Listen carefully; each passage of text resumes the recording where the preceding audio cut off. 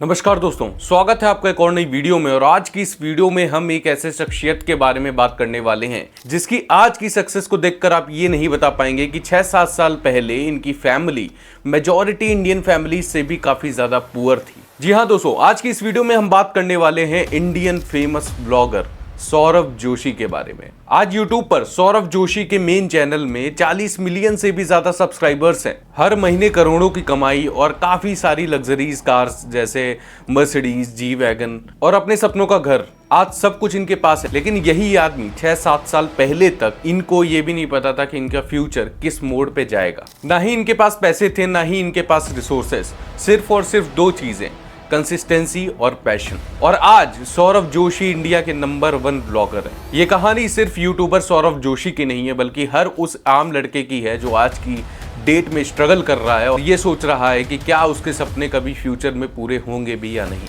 तो दोस्तों जुड़े रहिए हमारे साथ इस वीडियो में, क्योंकि अभी हम इस वीडियो में और भी ज्यादा इसी टॉपिक के बारे में चर्चा करने वाले हैं।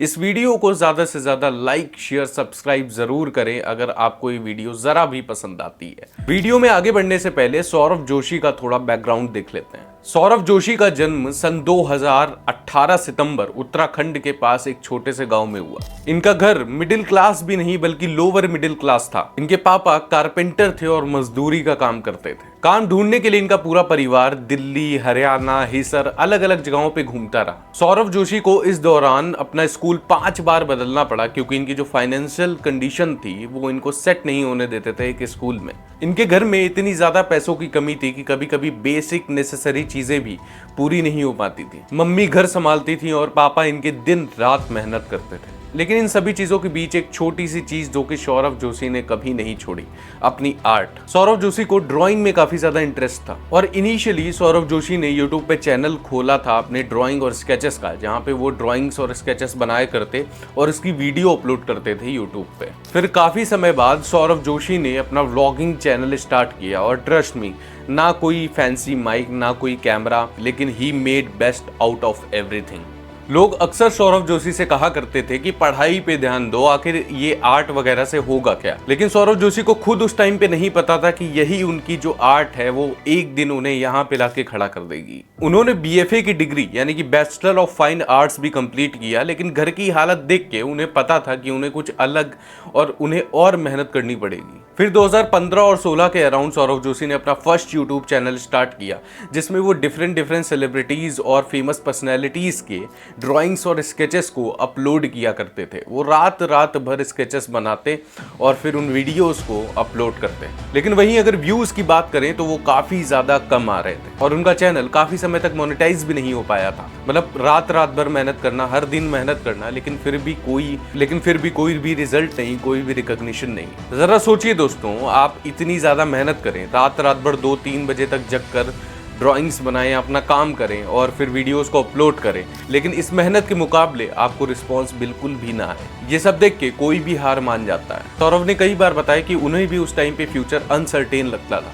ऊपर से फैमिली की इतनी सारी टेंशन, और इस पॉइंट पे किसी को भी अपने फ्यूचर के बारे में सब कुछ धुंधला सा ही दिखे। फिर 2019 में सौरभ जोशी ने एक दूसरा चैनल बनाया जिसका नाम था सौरभ जोशी व्लॉग्स, और इस बार उन्होंने अपनी वीडियोस में अपनी फैमिली को इन्वॉल्व करना स्टार्ट किया, अपने रोजमर्रा की चीजें लोगों को दिखाने लगे। लेकिन इनिशियली ग्रोथ फिर भी काफी ज्यादा स्लो थी, और यही होता है दोस्तों वो इमोशनल फेज जहां पे काफी सारे क्रिएटर्स बंद कर देते हैं, स्टॉप कर देते हैं। लेकिन सौरभ जोशी ने वीडियो बनाना नहीं छोड़ा। फिर आया कोविड-19, यानी कि वो टर्निंग पॉइंट जिसने सौरभ जोशी की लाइफ को एकदम बदल दिया। जिस टाइम पे पूरा देश घर पर बैठा था, उस टाइम सौरभ जोशी ने एक बड़ा डिसीजन लिया, 365 डेज 365 व्लॉग्स, यानी कि हर एक दिन व्लॉग को अपलोड करना अपनी फैमिली के साथ। फिर अपनी रोजमर्रा की जिंदगी को डेली रिकॉर्ड करने लगे, अपनी मम्मी के हाथ का खाना, पीयूष और साहिल के साथ मस्ती और वो छोटे छोटे मूवमेंट्स जो हर एक इंडियन फैमिली को रिलेटेबल लगने लगा। वो दिखाने लगे सिंपल लाइफ ऑफ उत्तराखंड, जो कि काफी ज्यादा रिलेटेबल लगने लगी लोगों को। उनकी वीडियोस में स्टार्टिंग में कोई भी फैंसी एडिटिंग नहीं होती थी, कोई भी स्क्रिप्ट नहीं होती थी, जो भी होता था बस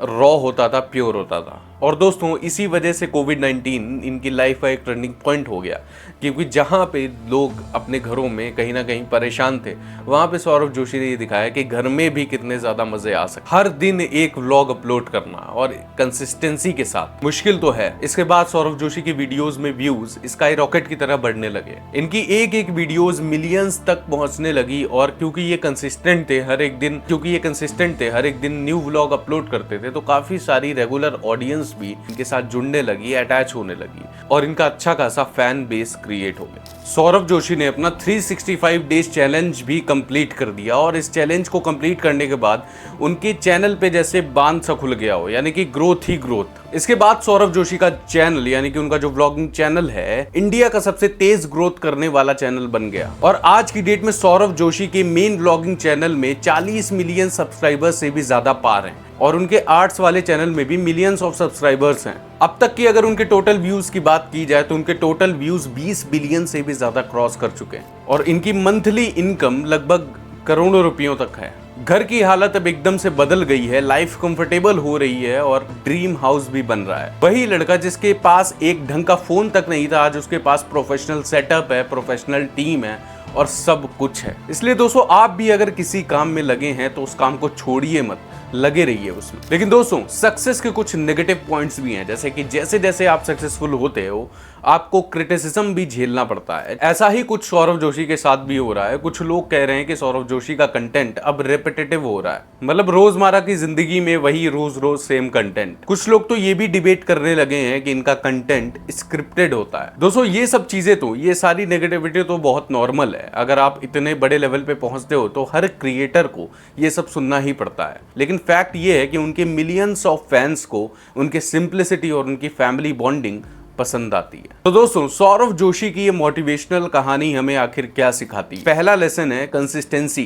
रोज अपने काम को शिद्दत से करो बिना रिजल्ट की परवाह किए। आपको अगर फायदा ना भी हो रहा हो, रिजल्ट ना भी मिल रहा हो, फिर भी आप सेम डे सेम रूटीन में उसी काम को करते रहें। दूसरा है पेशेंस। सक्सेस कोई वन नाइट वंडर नहीं होता है। सौरभ जोशी ने भी कोई एक रात में सक्सेस नहीं पाली, 4-5 साल लग गए उनको भी यहां तक पहुंचने में। और तीसरा है पैशन और मेहनत का कॉम्बिनेशन। रिसोर्सेज नहीं है तो क्या हुआ, हिम्मत हो तो रास्ता बन ही जाता है, कहीं ना कहीं से निकल ही आता है। और सबसे बड़ी बात, एक ऑर्डिनरी इंसान जिसके पास कोई सुख सुविधा, कोई भी फैसिलिटी नहीं है, वो भी एक सक्सेसफुल इंसान बन सकता है, टॉप लेवल पे पहुंच सकता है, अगर वो अपने सपने पर अटक जाए।